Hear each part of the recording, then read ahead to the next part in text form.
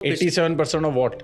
Indian college going students cannot speak proper English, और आप ये भी छोड़ दीजिए 87%. 87% and cannot write proper English in a email.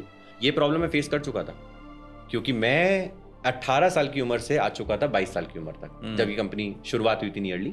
तो 22 साल की उम्र तक इतने सालों में 4-5 सालों में चीजें सीख ली थी कि बच्चों को क्या प्रॉब्लम आती है, ओवर थिंकिंग की प्रॉब्लम आती है, प्रोक्रेस्टिनेशन की प्रॉब्लम आती है, बोलना आता ही नहीं है।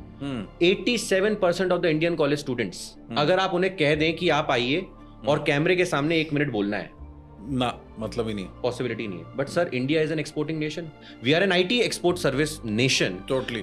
Dubai, US, UK, United, all these European countries, American places and the Saudi Arabia and the UAE, हम क्या कर रहे हैं? अपनी सर्विस एक्सपोर्ट कर रहे हैं। किस पे कर रहे हैं? जाके कर रहे हैं, कैमरे के सामने कर रहे हैं, जूम के सामने कर रहे हैं, लैपटॉप के सामने कर रहे हैं, लैपटॉप के सामने कर रहे हैं। और आपको बोलना नहीं आता तो आपको कौन सी कंपनी जॉब देने वाली है? सर, लोगों को ईगो पे लग जाता है, तुम्हारी इंग्लिश अच्छी नहीं है, अरे तो क्या हुआ, we are a Hindi nation, we are अरे सर, आप हिंदी बोलिए, घर पे बोलिए, दोस्तों से सर्विस एक्सपोर्ट करनी है तो वहां तो करना ही पड़ेगा। 100 बात की एक बात बोलता हूँ, पैसे कमाने हैं, इंग्लिश बोलना सीखिए। ज्यादा कमाने हैं, इंग्लिश सीखिए और वॉइस मॉड्यूलेशन सीखिए। जैसा अभी भी आपसे बात कर रहा हूं, 2 तरीके होते हैं बात करने के।